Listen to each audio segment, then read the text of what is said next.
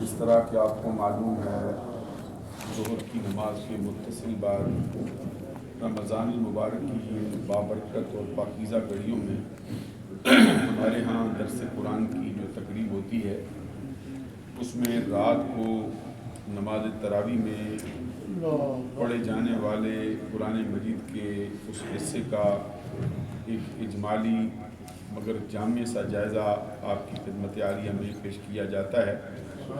اللہ رب العزت کے فضل و کرم سے رات ہمارے ہاں نماز تراویح میں جو قرآن مجید کا حصہ پڑھا گیا وہ سورۃ النساء پر مشتمل ہے۔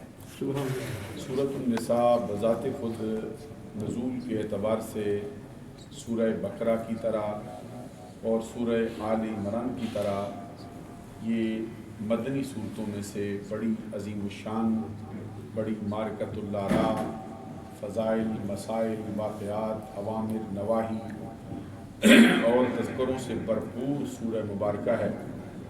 اور اس سورہ مبارکہ کو یہ شرف و اعزاز حاصل ہے کہ 3 پاروں کے اندر پھیلی ہوئی ہے۔ اس کا کچھ حصہ چوتھے پارے میں ہے اور 5واں پارہ مکمل اسی سورہ مبارکہ پر مشتمل ہے، اور اس کے بعد پھر 6 پارے کے 4 رکوع اسی سورہ مبارکہ پر مشتمل ہے۔ سورہ بقرہ کے بعد یہ واحد سورہ مبارکہ ہے جو 3 پاروں کے اندر پھیلی ہوئی ہے۔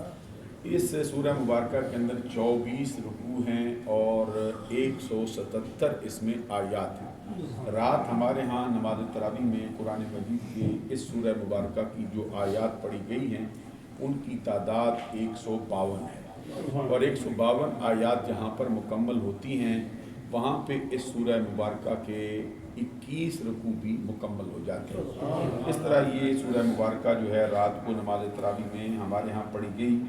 اس کا نامی اسم گرامی سورۃ النساء ہے۔ نساء جو ہے یہ عربی زبان کے اندر عورت کے لیے بولا جاتا ہے۔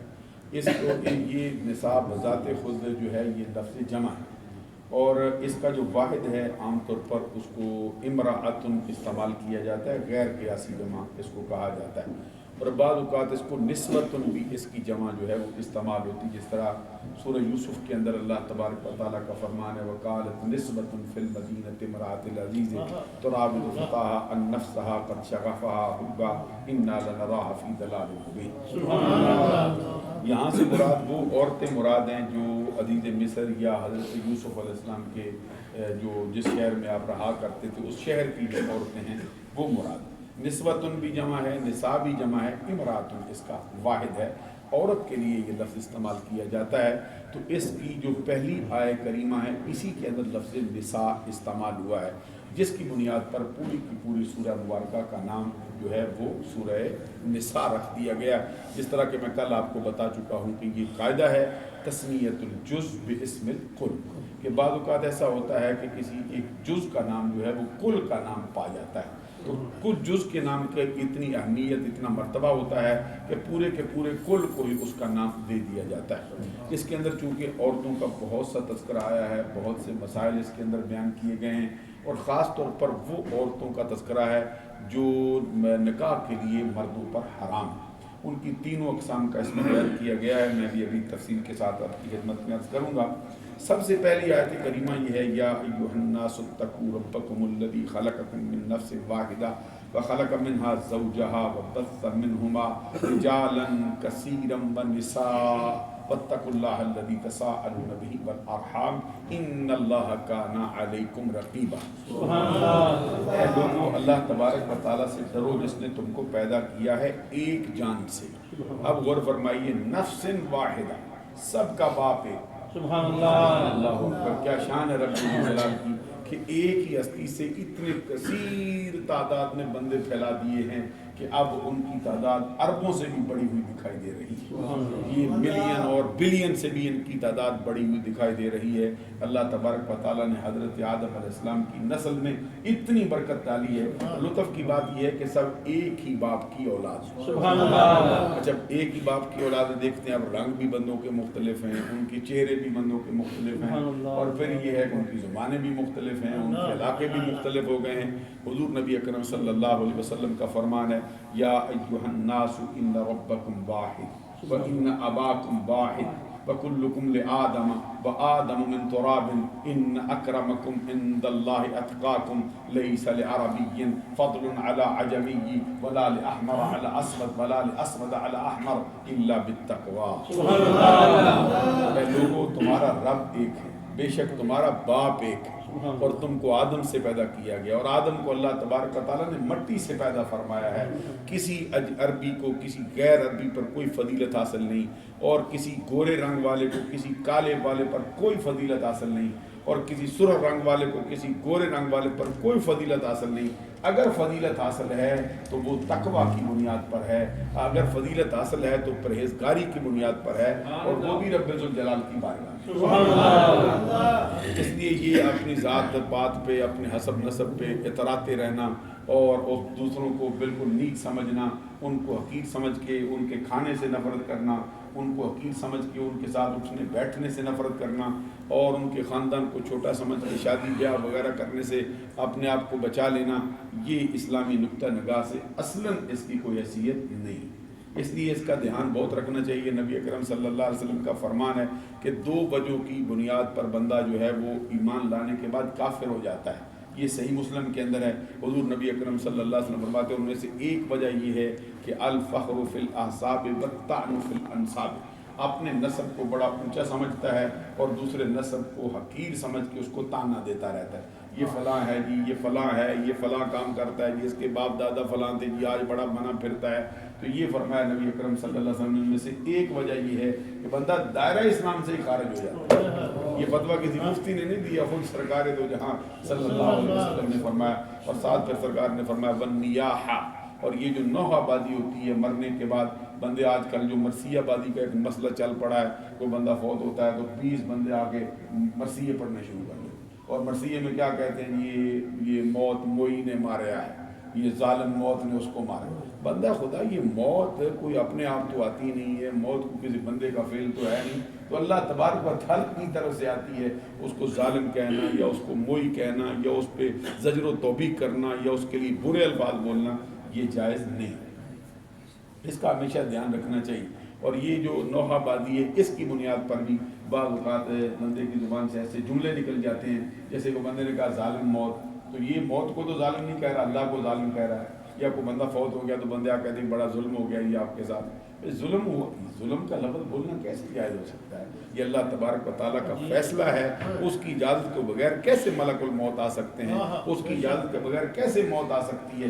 اسی لیے اللہ تبارک و تعالیٰ کے پیارے نبی صلی اللہ علیہ وسلم کا فرمان ہے کہ اللہ تبارک و تعالیٰ فرماتا ہے زمانے کو برا نہ کہو، زمانہ تو ہم آپ ہیں، سبحان اللہ، گالیاں مت دیا کرو ہم، یعنی زمانے کے اندر جو تاثیر پیدا کی ہے وہ ہم نے کی ہے۔ اس لیے یہ نوحہ جو ہے یہ بھی کفر ہے، اس لیے اس سے ہمیشہ بچتے رہنا چاہیے، باپ اہلا پکتے رہنا اور اپنے منہ سے جہالت کی باتیں نکالتے رہنا، یہ چیزیں 2 چیزوں پر یہ حدیث میں نبی اکرم صلی اللہ علیہ وسلم کا فرمان ہے۔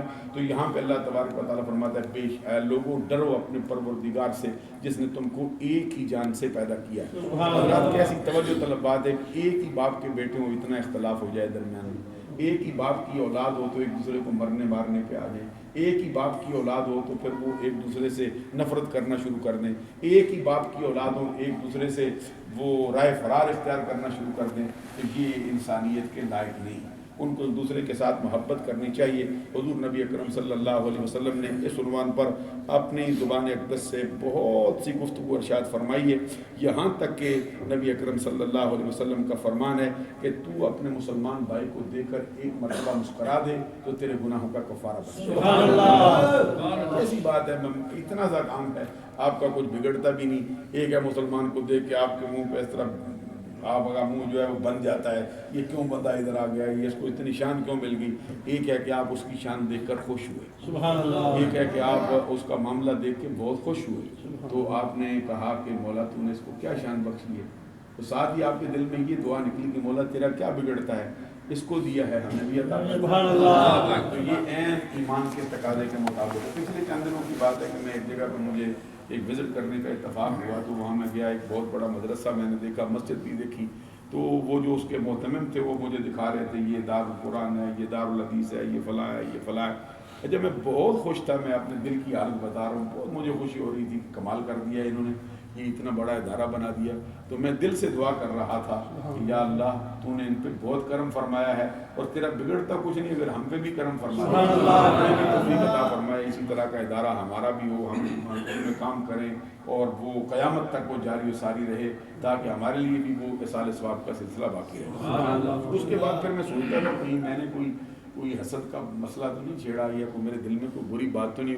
پھر میں نے اپنے شیخ سے جو جن سے ہم بیعت ہیں ان سے میں نے بات کی, تو اگرچہ وہ اس وقت بات سیدھی براہ راست تو میرے ساتھ نہیں کر سکتے کیونکہ ان کو تھوڑا سا عارضہ ہے, تو جو درمیان میں بندہ تھا میں نے ان سے سنایا کہ یہ مسئلہ مجھ سے ہوا ہے تو آپ کیا فرماتے ہیں. تو کہتے ہیں وہ مسکرا پڑے, انہوں نے کہا یہی تو ایمان ہے جو تو کر رہا ہے. سبحان اللہ. ایسا کرنا کہ کسی بندے کی شان دیکھ کے خوش ہونا اور اسی طرح کی شان خود بھی چاہنا, یہ اللہ تبارک و تعالیٰ کے ہاں پسندیدہ ہے. سبحان اللہ. یہ نبی اکرم صلی اللہ علیہ وسلم کا فرمان, یہاں تک کہ مسلمان ایک دوسرے سے ملتے ہیں. آج وہ آیت بھی ہمارے درمیان موجود ہے, حدیث میں فرمایا گیا کہ جب دو مسلمان ایک دوسرے سے مل کر جدا ہوتے ہیں, دونوں کے جدا ہونے سے پہلے اللہ تبارک و تعالیٰ دونوں کے گناہوں پر معافی کا کرم پھیرتے ہیں.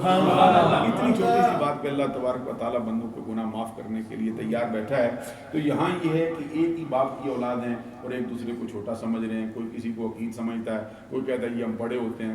کل میں ایک تقریر میں تھا تو وہاں پہ ایک بندے نے کہا جی کہ یہ حدیث میں آیا ہے, تقریر کر رہے ہیں, تقریر میں انہوں نے کہا کہ یہ حدیث آئی ہے کہ فلاں کی جو اولاد ہے وہ جہنم میں جا ہی نہیں سکتی. آپ ذرا غور فرمائیے, میں سوچ رہا تھا کہ کیا یہ مسئلہ ہے, کیا اس پہ کلام کیا جائے. اب تھوڑی سی بات کریں گے بندے ناراض ہو جاتے ہیں, مرنے مارنے پہ آ جاتے ہیں, کہتے بڑی زیادتی ہو گئی ہمارے ساتھ. میں سوچتا رہا, رات بھر یہ سوچتا رہا کہ اس نے بڑی محفل میں یہ تقریر کی ہے اور کہا ہے کہ فلاں بندے کی جو اولاد ہے قیامت تک جو آئے گی وہ جہنم میں جائے نہیں. میں سوچ رہا تھا کہ کیا یہ اللہ تبارک و تعالیٰ نے پھر اگر یہ نظام ہو تو پھر اس کا مطلب یہ ہوا کہ اللہ نے کچھ خاص بندے صرف جنت کے لیے بنائے جو چاہیں کرتے رہیں, تو کچھ خاص بندے جو ہیں جو اس نسل سے نہیں ہیں وہ دوزخ کے لیے بنائے ہوئے. جبکہ نبی اکرم صلی اللہ علیہ وسلم کا فرمان مجھے یاد آتا تھا. آقا کونین صلی اللہ علیہ وسلم نے فرمایا الجنت للمطیع ولو کان عبدا حبشیا, جنت اللہ تعالیٰ نے نیکوکار کے لیے بنائی ہے اگرچہ وہ نیکوکار بندہ حبشی کالے رنگ والا غلام ہی کیوں نہ. والنار للعاصی ولو کان سیدا قرشیا, اور جہنم اللہ تبارک و تعالیٰ نے نافرمان کے لیے بنائی ہے اگرچہ وہ سید ہو یا قریشی خاندان کا بندہ ہے. میں نے کہا نبی اکرم صلی اللہ علیہ وسلم یہ فرماتے ہیں اور آپ نسل پرستی کے اندر کھبے ہوئے. اللہ تبارک و تعالیٰ نے اسلام کو یہ مرتبہ عطا فرمایا ہے کہ یہ نسل پرستی سے, ذات پات سے بہت دور ان کا مسئلہ ہے. اگر کسی کے ہاں کوئی بیماری پائی جاتی ہے اس طرح کی کہ اپنے آپ کو سمجھتا ہے جی ہم چودھری ہوتے ہیں یا ہم راجہ صاحب ہوتے ہیں یا ہم وڈیرے ہوتے ہیں یا ہم فلاں ہوتے ہیں, تو یہ اس کا ذاتی اپنا مسئلہ ہے. اسلام نے اس کو اس بات کی اجازت نہیں دی. چند دن پہلے کی بات ہے, میں ایک پروگرام ٹی وی پہ دیکھ رہا تھا تو انڈیا پہ ایک ڈیبیٹ لگی تھی اس مسئلے پہ.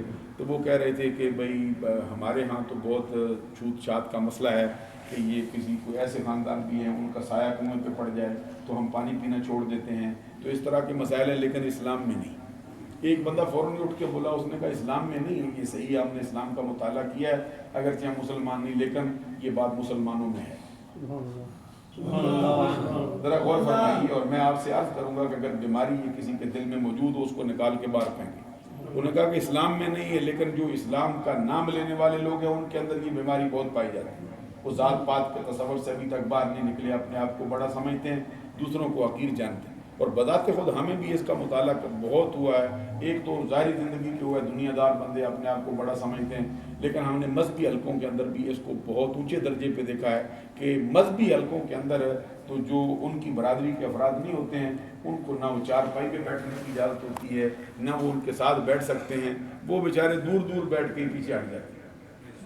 اس لیے یہ بیماریاں جہاں پہ پائی جاتی ہیں ان کو, یہ اتنی بڑی بیماری ہے کہ نبی اکرم صلی اللہ علیہ وسلم نے فرمایا کہ مسلمان ہونے کے بعد پھر بندہ کافر ہو جاتا ہے.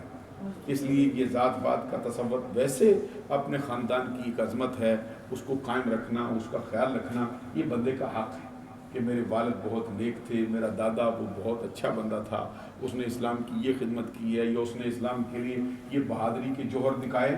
اس طرح کی بات کرنے میں کوئی قباحت کی بات نہیں, جب کہ بندہ دوسرے کو حقیر نہ سمجھتا.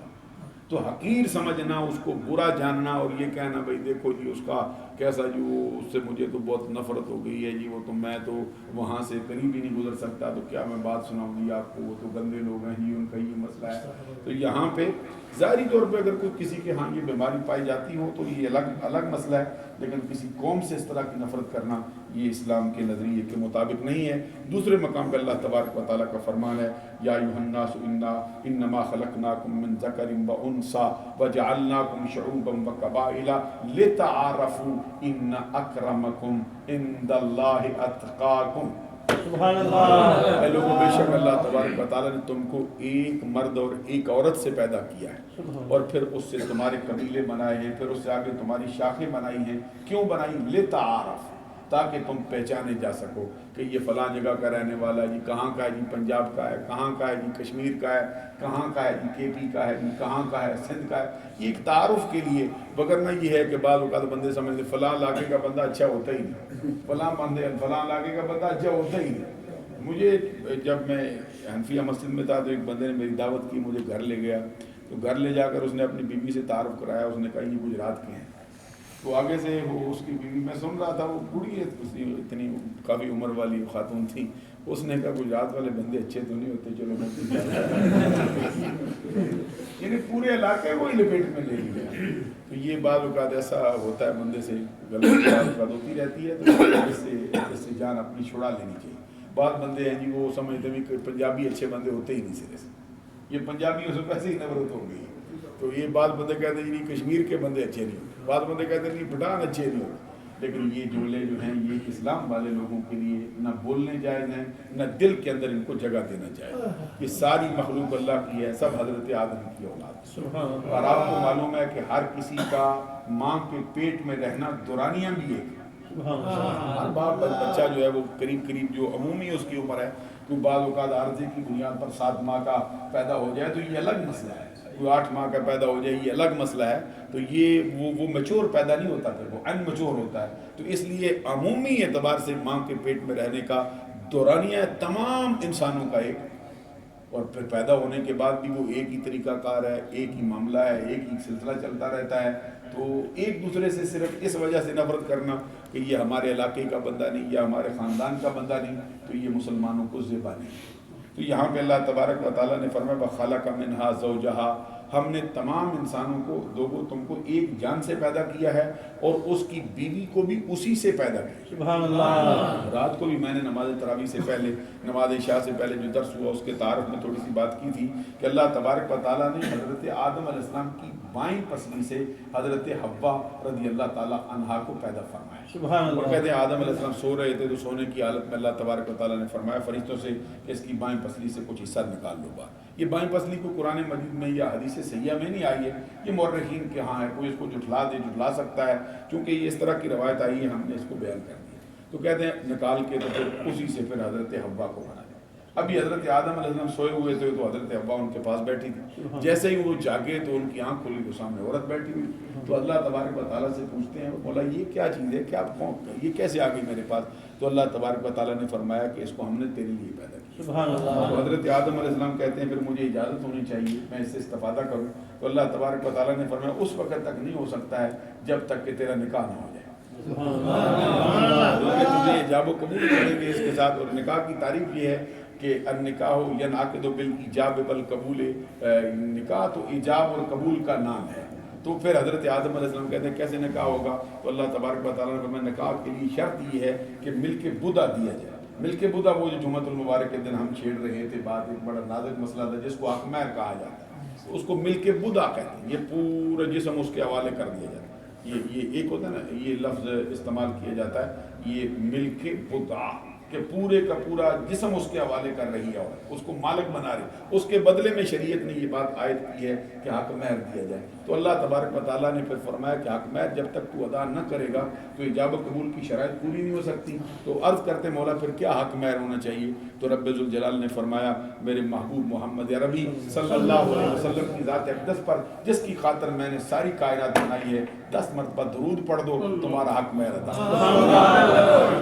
یہ وخلق منہا زوجہا، آگے فرمایا فبث منہما رجالا کثیرا ونساء، پھر ان مردوں اور میاں بیوی سے ہم نے بہت سے مرد پھیلا دیے ہیں، بہت سی عورتیں پھیلا دی ہیں۔ ہم تمہیں حکم کیا دیتے ہیں؟ فرمایا واتقوا اللہ الذی تساءلون بہ والارحام، اللہ تبارک و تعالیٰ سے ڈرو جس کے نام پر ایک دوسرے سے سوال کرتے ہو۔ آپ دیکھیں نا، جب آپ کبھی جاتے ہیں کسی کے پاس، کہتے ہیں اللہ کے واسطے سے میرا یہ کام کر، تنہائی میں بیٹھ کے اس کا واسطہ دیتے ہیں لیکن اس سے ڈرتے نہیں۔ غور فرمایا، غور فرمائیے بے، تنہائی میں بالکل اندر کوٹڑی میں پڑے ہو تو کہتے ہیں اللہ کے نام سے یہ کام کر، اللہ کا واسطہ دیتا ہوں، اللہ کے واسطے سے ایسا کرو، یہ خدا کے نام پر کرو، بہت مجبور ہو گیا ہوں، یہ مہربانی کرو مجھ پہ، یہ تو واسطہ اللہ فرماتا ہے جس کے نام پر ایک دوسرے سے سوال کرتے مانگتے رہتے ہو اس سے ڈرتے کیوں نہیں؟ اور ساتھ فرمایا والارحام، اور رشتہ داریوں کا خیال رکھو، باپ ہے اس کا خیال رکھ، تو برابر نہیں اس کا، ماں ہے اس کا خیال رکھ، شادی تو نے کی ہے، سسر ہے، ساس ہے، اس کا خیال رکھ، یہ رشتہ داری ہیں، تیری خالہ ہے، تیرا ماموں ہے، تیرا چچا ہے، تیرا دادا ہے، دادی ہے، ہر چیز کا خیال رکھ۔ ایک مقام پہ فرمایا وَلَا تَنْسَبُوا الْفَضْلَ بَيْنَكُمْ إِنَّ اللَّهَ بِمَا تَعْمَلُونَ بَصِيرٌ، آپس میں ایک دوسرے کی بزرگی کو فراموش نہ کرو، ایک دوسرے کی بزرگی کا ہمیشہ خیال رکھو، کیونکہ بے شک اللہ تبارک و تعالیٰ جو تم عمل کرتے ہو اس کو دیکھتا ہے۔ آگے فرمایا ان اللہ کان علیکم رقیبا، اس بات میں کوئی شک نہیں کہ اللہ تبارک و تعالیٰ تمہارا نگہبان ہے۔ نگہبان کا کیا مطلب ہے؟ ہر وقت تمہاری نگرانی کر رہا ہے، ہر وقت تم کو دیکھ رہا ہے کہ تمہارے دل میں کیا خیال اٹھ رہا ہے، تمہارے دماغ میں کیا تصور آ رہا ہے، تم تنہائی میں کیا فعل کر رہے ہو۔ اور جو رات کو میں نے ایک بات بھی یہاں پہ سنائی تھی، بہت سے افراد نے شاید سنی بھی ہو، داتا گنج بخش شریف حجویری رضی اللہ تعالیٰ عنہ کشف المعجوب میں اس کو لکھا ہے، فرماتے ہیں ایک بادشاہ تھا، وہ اس کا بندے اس نے کام کاج کے لیے جو رکھے تھے ان میں زرگر رکھا ہوا تھا، سنار، تو سنار کی بیوی تھی، بہت خوبصورت تھی، اس پر اس کی نظر پڑ گئی بادشاہ کو، تو کسی بہانے سے اس نے اس کو بھیج دیا سنار کو کہ جا فلاں کام شہر سے سونا لے کے آ، یہ بنا، تو بعد میں اس کی بیوی کو حکم دیا کہ فلاں کمرے میں چل، اس کو اپنے محل میں لے گیا اور لے جا کر اسے کہا یہ دروازہ بھی بند کر، یہ دروازہ بھی بند کر، یہ بھی بند کر۔ جب وہ سارے بند کر کے وہاں پہ آ کے بیٹھی تو اس نے کہا دروازے بند کر دیے، اس نے کہا سارے بند ہو گئے لیکن ایک ہے جو مجھ سے بند نہیں ہو سکتا۔ اس نے کہا وہ کون سا دروازہ ہے کہ سارے بند ہو گئے ایک بند نہیں ہوتا؟ اس نے کہا وہی دروازہ ہے جو اللہ نے آپ کھولا ہے۔ اللہ کا دروازہ کھلا ہے، بندوں سے چھپ کے کیا کرے گا؟ وہ کہتے داتا گنج بخش شریف حجویری کشف المعجوب کے بعد سے فوراً پیچھے آ، یعنی اس وقت بھی اللہ کا خوف نامنگیر ہوا۔ اور حدیث میں نبی اکرم صلی اللہ علیہ وسلم کا فرمان ہے کہ وہ بندہ جنتی ہے جو اس وقت بھی خوف دلانے سے پیچھے خوف دلانے سے پیچھے ہٹ جائے، وہ بندہ اللہ تبارک و تعالیٰ کی عطا سے جنتی ہوگا۔ تو اللہ تبارک و تعالیٰ ہر وقت دیکھ رہا ہے، فرمایا وَآتُوا الْيَتَامَ أَمْوَالَهُمْ وَلَا تَتَبَدَّلُوا الْخَبِيثَ بِالطَّيِّبِ، اور یتیموں کو ان کے مال دے دو۔ بعض اوقات بندہ یتیم ہو گیا ہے تو اس کا مال بندے ہڑپ کر جاتے ہیں، چچا صاحب ہیں یتیم پہ قبضہ کر لیا ہے، کوئی ماموں صاحب ہیں وہ یتیم پہ قبضہ کر گئے، اتنا بڑا مال ہے اس کے اوپر وہ اس کا کھانا ہڑپ کرنا شروع کر دیا۔ اور میں بلا تتبدل الخبیث بالطیب، اور ستھرے مال کو گندے مال کے بدلے میں نہ لو، یہ گندا مال ہے جو تم جس پہ قبضہ کرنا چاہتے ہو، ہڑپ کرنا چاہتے ہو۔ آگے فرمایا بلا تاکلوا اموالہم الی اموالکم، اور ان کے مال اپنے مالوں سے ملا کر نہ کھاؤ، ہیلے بہانے کرتے رہتے ہو، کسی طرح یہ مال مجھے مل کے نظر جما رکھی ہے تم نے ان کے مال، انہ کان حوبا کبیرہ، فرمایا بے شک یہ بہت بڑا گناہ ہے اس طرح کا تم جو مال کر۔ آگے فرمایا ان خفتم اللہ تقسطوا فی الیتامى، اگر تمہیں اندیشہ ہو کہ یتیم لڑکیوں میں انصاف نہ کر سکو گے تو پھر تمہیں حکم کیا دیا گیا ہے؟ فانکحوا ما طاب لکم من النساء مثنى وثلاث ورباع فان خفتم اللہ تعدلوا فواحدۃ الا ما ملکت ایمانکم۔ سبحان اللہ۔ فرمایا پھر تمہارے پاس عورتیں موجود ہیں جو تمہیں اچھی لگتی ہے، اس کے ساتھ نکاح کر لو، نکاح کر لو گے تو پھر تم اس کے ساتھ پرست بن جاؤ گے، پھر تم اس کی حفاظت بھی کر سکو گے، پھر تم اس سے استفادہ بھی کر سکو گے۔ تو جو تمہیں عورت اچھی لگتی ہے اس کے ساتھ نکاح کرو، بیک وقت تم 2 عورتوں سے بھی کر سکتے ہو، بیک وقت تم 3 عورتوں سے بھی کر سکتے ہو، بیک وقت تم 4 عورتوں سے بھی کر سکتے ہو۔ شرط کیا ہے؟ وَأَلَّا تَعْدِلُوا، شرط یہ ہے کہ تم ان کے درمیان انصاف کرو، انصاف شرط ہے، اور تم 4 عورتوں سے بیک وقت نکاح کرو، یہ کسی قسم کا کوئی تم پر مواخذہ نہیں ہے، کسی قسم کی تم پر کوئی گرفت نہیں ہے، کسی قسم پر تم پر کوئی ملامت نہیں ہے، کوئی مذمت کرنے والا نہیں ہے۔ کسی مرد کے ہاں 4 عورتیں نکاح کے اندر موجود ہوں، یہ قرآن کا ضابطہ ہے۔ حضرت امام علی مقام امام حسین رضی اللہ تعالیٰ عنہ جب میدان کرب و بلا میں آئے ہیں اس وقت ان کے نکاح میں 4 عورتیں تھیں، سبحان اللہ، اور چاروں کو ساتھ لائے تھے۔ سبحان اللہ۔ غور فرمائیں گے آپ، ہمارے ہاں یہ ہے کہ ایک نکاح کے بعد دوسرا نکاح جو ہے وہ بہت بڑی مصیبت بن جاتا ہے، ایسی بڑی مصیبت بنتا ہے کہ بندہ جو ہے وہ اپنے آپ کو جانوروں سے بدتر سمجھنے لگتا ہے، بندہ جو ہے اس کو گندی نالیوں سے برا ہونے کی تشبیہ دی جاتی ہے، اس کی جان جو ہے وہ مصیبت میں اٹک جاتی ہے، اور اگر اس کی بجائے وہ برا راستہ اختیار کرتا ہے، بازار میں چلا جاتا ہے 10 پاؤنڈ لگا کے وہ برائی کا راستہ اختیار کر لیتا ہے، اس کو کوئی برا نہیں جانتا۔ تو یہاں یہ بات ہے کہ اگر تمہیں اندیشہ اس بات کا ہے کہ تم برائی میں مبتلا ہو جاؤ گے تو پھر تم دوسری شادی کرو، پھر تم تیسری شادی کرو، پھر تم چوتھی شادی کرو، 4 شادیاں بیک وقت کرنے کی بغیر کسی بنیاد پر، بغیر کسی وجہ سے اللہ نے اس کی اجازت دی ہے۔ سبحان اللہ فرمائیں گے آپ؟ تو آگے فرمایا شرط یہ ہے کہ چاروں کے اندر انصاف کیا جائے، اور خود نبی اکرم صلی اللہ علیہ وسلم کو اللہ تبارک و تعالیٰ نے 4 کی حد بھی ختم فرما دی ہے، فرمایا جتنی چاہو نکاح میں لاؤ تمہاری بات۔ سبحان اللہ۔ نبی اکرم صلی اللہ علیہ وسلم کے وصال کے وقت ان کے نکاح کے اندر 9 بیویاں، تو نبی اکرم صلی اللہ علیہ وسلم نے فرمایا پھر تم 4 میں کہتے ہو نہیں عدل ہو سکتا، ہم 9 میں کر کے دکھا دیتے ہیں۔ سبحان اللہ۔ بھیا کے وقت 9 کے اندر ہے سرکار دو جہاں صلی اللہ علیہ وسلم نے۔ اب بہت سے بندوں کے دل میں خیال آ سکتا ہے دیکھو جی کیسی بات چھیڑ دی ہے جی، کیا کر رہے ہیں جی، یہ زمانہ کون سا ہے جی، مسئلہ کیا ہے جی، یہ ایک بار بیوی دوسری کی کیا، تو یہ آپ کی اپنی گھڑی ہوئی باتیں ہیں، یہ اللہ تبارک و تعالیٰ کا قانون ہے۔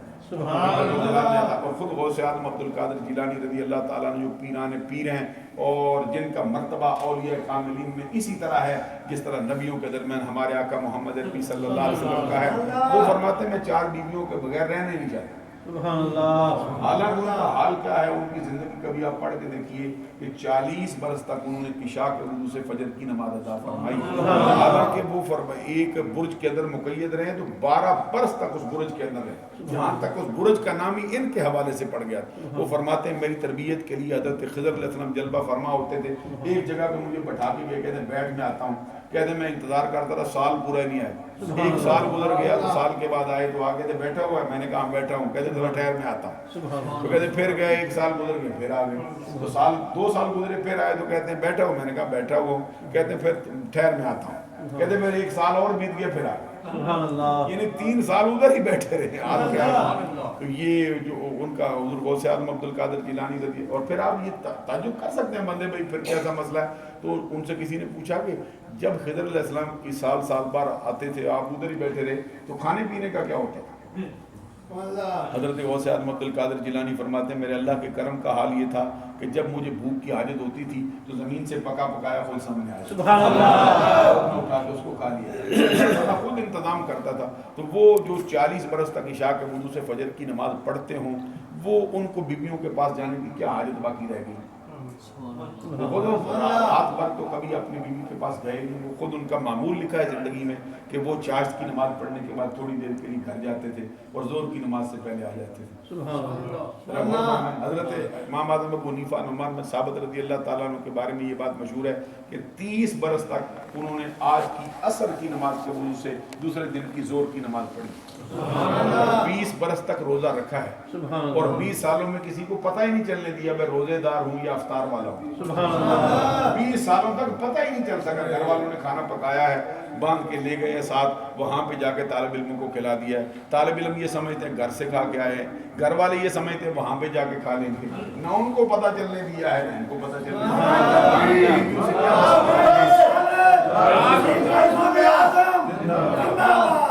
اب یہ میں عرض کرنا چاہتا ہوں کہ یہ جو اللہ تبارک و تعالیٰ کے بنائے ہوئے قانون ہیں، قواعد ہیں، اس کے اوپر کوئی بری نظر سے دیکھنا ہے، اس پہ کوئی نیت ایسی رکھنا، دیکھو جی کیسا مجھے سمجھ نہیں آئی، اسلام کا نظام ہے، میں کیا کروں گی، میری بات ہی نہیں سمجھ آ رہی، میرا بچہ نہیں سمجھتا، تو بچے کی عقل سیدھی کرنی چاہیے، اس کو سمجھانا چاہیے یہ اللہ کا قانون ہے، اور اللہ تبارک و تعالیٰ تیرا میرا محتاج نہیں کہ تجھ سے پوچھ کے فیصلے کرتا ہو، اللہ تبارک۔ اور پھر یہ ہے کہ دنیاوی زندگی کے اندر بھی اس کے کتنے فوائد ہیں، کیا اس کے معاملات ہیں، اگر کبھی اس کو کھولا جائے تو ہر بندہ جو سلیم الفطرت اگر رکھتا ہو وہ اس بات پر ماننے کے لیے تیار ہو جائے کہ میرے پاس اس کی توفیق ہو یا نہ ہو، یہ نظریہ سے سبحان اللہ۔ آگے فرمایا کہ پھر فرمایا ساتھ یہ فرمایا کہ اگر تو عدل نہیں کر سکتا پھر ایک پر اکتفا کر، اور ساتھ آگے فرمایا او ما ملکت ایمانکم، ایک عورت رکھ، اور یا پھر یہ ہے کہ وہ جو کنیزیں جن کا تو مالک ہے ان سے بھی تو استفادہ کر سکتا ہے۔ یہ کلیدوں کا مسئلہ بھی انشاءاللہ اور کسی مقام پہ چھیڑیں گے کہ کسی موقع پہ آئی بات تو کیا اس کا مسئلہ ہے، کیا اس کا نظریہ ہے۔ سورہ مومنون میں 18ویں پارے کے آغاز میں اللہ تبارک و تعالیٰ نے یہ فرمایا قد افلح المومنون الذین هم فی صلاتهم خاشعون الذین هم عن اللغو معرضون والذین هم للزکاة فاعلون والذین هم لفروجهم حافظون الا علی ازواجهم او ما ملکت ایمانهم فانهم غیر ملومین۔ سبحان اللہ۔ کہتے ہیں ایمان والوں کی شان یہ ہے کہ وہ کامیاب ہو گئے، دنیا میں کامیاب ہے، آخرت میں کامیاب۔ کیوں؟ اپنی نمازوں کے اندر وہ عاجزی کرتے ہیں، اپنی نمازوں کے اندر وہ گڑ گڑایا کرتے ہیں، اپنی نمازوں کے اندر وہ خشوع و خضوع کرتے ہیں، اپنی نمازوں کے اندر وہ عاجزی انکساری فروتنی کی حد کر جاتے ہیں اللہ کی بارگاہ میں۔ اور آگے فرمایا وہ لغو سے ہمیشہ پرہیزگار اعراض کرتے رہتے ہیں، لغو بےہودہ باتوں سے بچ جاتے ہیں، اور فرمایا وہ زکوٰۃ کے ادا کرنے والے ہیں۔ آگے فرمایا وہ اپنی شرمگاہوں کی حفاظت کرنے والے ہیں۔ آگے کیا فرمایا والذین هم لفروجہم حافظون الا علی ازواجہم، مگر اپنی بیویوں پر ان کے جانے میں کوئی ملامت نہیں۔ یہاں پہ ازواج کا لفظ استعمال کیا، بیوی کا لفظ استعمال یہاں پر بھی نہیں کیا۔ آگے فرمایا الا علی ازواجہم او ما ملکت ایمانہم، یا وہ اپنی بیویوں کے پاس جائیں یا وہ اپنی کلیدوں کے پاس جائیں، ان پر کسی قسم کی کوئی ملامت نہیں۔ معلوم ہوا کہ زمانہ اقدس کے اندر ہے جو پہلے گزرا ہے، آج کل تو اس کی شکل ہی ختم ہو گئی ہے، تو اس زمانے کے اندر لونڈیوں سے استفادہ کرنا قرآن مجید کی روح سے مکمل طور پہ جائز تھا۔ اس کے بعد پھر اس قرآن آگے پھر اس کا تذکرہ جو ہے وہ کیا گیا ہے۔ آگے فرمایا وَآتُوا النِّسَاءَ صَدُقَاتِهِنَّ نِحْلَةً، یہ بھی ذرا سنیے کیا کہتا ہے قرآن۔ اللہ اکبر۔ فرمایا عورتوں کو ان کے حق میں خوش دلی سے دو۔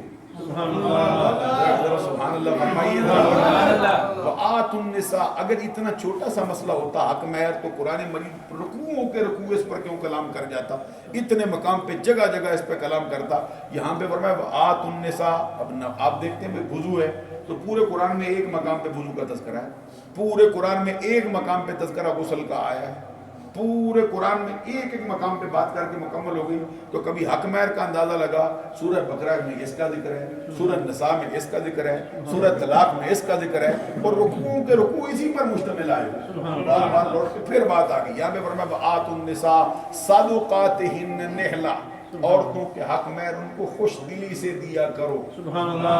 معلوم ہے حق مہر سے بھاگ جانا یہ کسی مسلمان کا کام نہیں۔ پھر حق مہر پہ یہ بہانے سے کیا کرتے ہیں، وہ مولوی صاحب کے پاس لے جاتے ہیں یہ حق مہر جو بنایا ہے ذرا اس کو مٹا دو، ایک نمبر اس کا چھوٹا سا، چھوٹی سی ایک زیرو اس کی ختم ہو جائے، دوسری زیرو ختم ہو جائے، میری جان چھوٹے۔ حالانکہ معلوم ہونا چاہیے کہ یہ اللہ تبارک و تعالیٰ نے ذمہ داری لگائی ہے تم پر، تو جتنا وہ طلب کرتی ہیں، جتنی ان کی شان ہے اس کے مطابق ان کو۔ اور آگے فرمایا فَإِن تِبْنَ لَكُم عَن شَيْءٍ مِّنْهُ، اگر وہ اپنی خوش دلی سے تجھے کوئی معاف کر دیں، سبحان اللہ، سبحان اللہ، فَكُلُوهُ هَنِيًّا مَرِيًّا، تو کہتے ہیں پھر اچھے طریقے سے کھاتے رہو اس کو، اگر معاف کر دیا ہے تو اس کی مرضی، وہ مالک ہے۔ تو پھر آگے اس کا تذکرہ جو ہے وہ کیا گیا ہے۔ پھر اگلے رکوع کے اندر یہ قرآن مجید کا جو سب سے اونچے درجے کا ضابطہ ہے، یہ وراثت کے مسائل میں قرآن مجید نے اس کو خود ہی بیان کر دیا۔ اب کسی بندے کو وصیت اس معاملے میں کرنے کی ضرورت نہیں، جگہ جگہ پہلے فرمایا کہ والدین کو وصیت کرنی چاہیے، اس کو وصیت کرنی چاہیے، اس کو وصیت کرنی چاہیے۔ تو جب پہلے وہ تمام آیتیں اس آیت کریمہ سے منسوخ ہو گئی جب اللہ تعالیٰ نے خود وصیت کر دی۔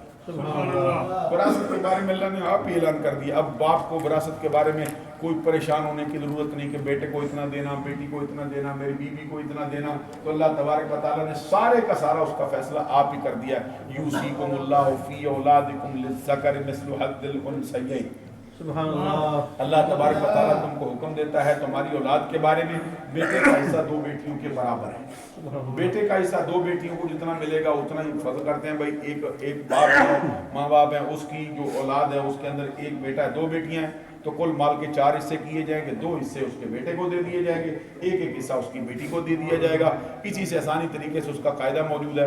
پھر یہ قاعدہ بتایا گیا کہ اگر ایک ہی بیٹی ہو تو پھر کیا کریں، کہتے ہیں اگر ایک بیٹی ہے تو پھر آدھا مال اس کو دے دیا جائے گا، اگر 2 بیٹیاں ہیں 1 سے زائد ہیں پھر کیا کریں گے، فرمایا 2/3 ان کو دے دیا جائے گا، باقی اس کے جو دوسرے ورثاء ہے، باپ ہے، ماں ہے، بھائی وغیرہ، ان کو دے دیا جائے گا۔ اگر اس طرح کا مسئلہ ہے تو پھر فرمایا اگر اولاد چھوڑتا ہے، اولاد ہوتی ہے تو پھر ماں کو کتنا ملے گا، اگر باپ کی اولاد ہے تو پھر جو ہے وہ اس کی بیوی کو کتنا دیا جائے گا. یہ سارے کے سارے حصے اللہ تبارک و تعالیٰ نے بیان فرما دیے اور فرمایا کہ یہ سب سے پہلے اس سے قرض ادا ہونا چاہیے.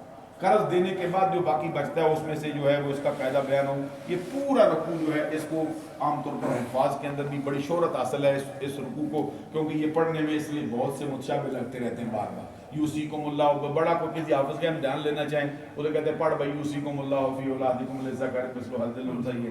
جو اچھے اساتذہ ہوتے ہیں وہ اپنے طالب علموں کو پہلے یہ اتنا رٹا لگا دیتے ہیں ویسے ہی بغیر دھیان سے بھی پڑھے تو پورا پڑھ جائے. تو جو مشکل ہوتا ہے اس پہ اچھے اساتذہ کا یہ طریقہ ہوتا ہے، مشکل جگہ پہ وہ بہت زور لگا دیتے ہیں تو یہ یاد ہو جاتا ہے. اس کے بعد پھر یہ اوائل کے زمانے کے اندر عورتیں اگر کوئی بے حیائی کرتی تھیں تو ان کے لیے کیا احکامات تھے، اس کا بیان جو ہے وہ اس آیت کریمہ میں واللاتی یاتین الفاحشۃ من نسائکم فاستشہدوا علیہن اربعۃ منکم. وہ تمہاری عورتیں جو بدکاری کریں ان پر اپنے خاندان میں سے یا اپنے لوگوں میں سے 4 مرد جو ہیں وہ گواہی کے لیے پیش کرو. کہتے فَإِن شَهِدُوا فَأَمْسِكُوهُنَّ فِي الْبُيُوتِ حَتَّى يَتَوَفَّاهُنَّ الْمَوْتُ. اور پھر اگر وہ گواہی دے دیں پھر عورتوں کو اپنے گھر کے اندر بند کر دیں، وہ بند رہیں اس گھر کے اندر یہاں تک کہ ادھر ہی ان کو موت آ جائے. اور یجعل اللہ لہن سبیلا، یا اللہ تبارک و تعالیٰ ان کے لیے کوئی نئی راہ نکال دے.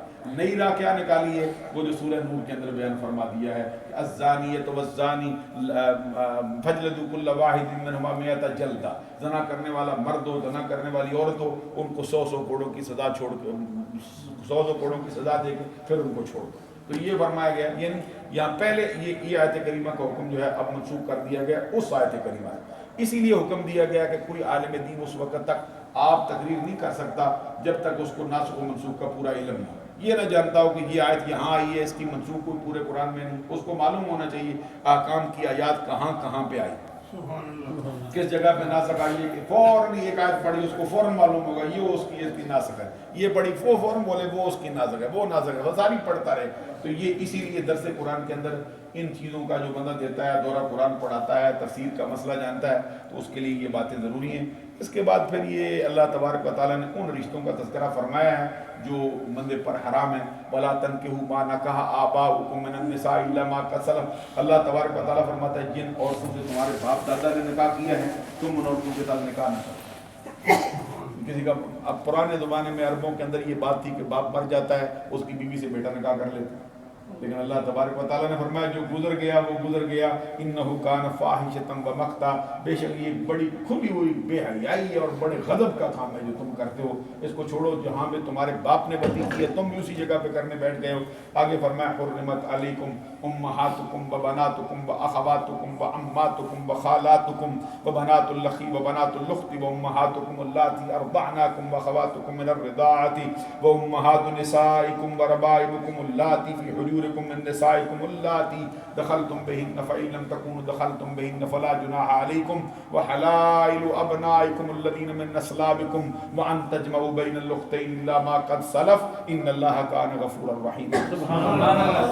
پورے رکوع کے اندر جو بندے پر حرام عورتیں ان کا بیان کر دیا ہے. نسب سے 7 عورتیں حرام ہوتی ہیں، ان کا تذکرہ کیا گیا ہے. ماں حرام ہوتی ہے، بیٹی حرام ہوتی ہے، بہن حرام ہوتی ہے، خالہ حرام ہوتی ہے، پھوپھی حرام ہوتی ہے، بھتیجی حرام ہوتی ہے، بھانجی حرام ہوتی ہے.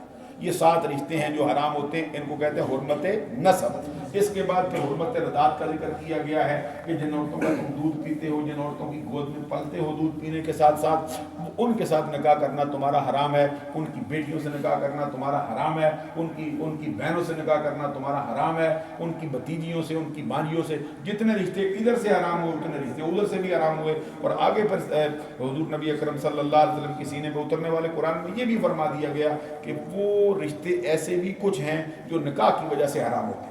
رات کو میں نے اس کا تذکرہ کیا تھا، اس کو حرمت مصاہرت کہتے ہیں. کیا کہتے ہیں؟ مصاہرت. یہ مصاہرہ بھی کہہ جاتے ہیں، لیکن یہ ہماری زبان کے اندر اس کو آسانی کے لیے مصاہرت یہ پڑھا جاتا ہے. مصاہرت جو ہے نکاح کی وجہ سے عورت حرام ہوتی ہے. مثال کے طور پہ جس عورت سے آپ نے نکاح کیا ہے اس کی بیٹی اور اس کی ماں آپ پر ہمیشہ کے لیے حرام، کبھی بھی اس کے ساتھ آپ کا نکاح نہیں ہو سکتا.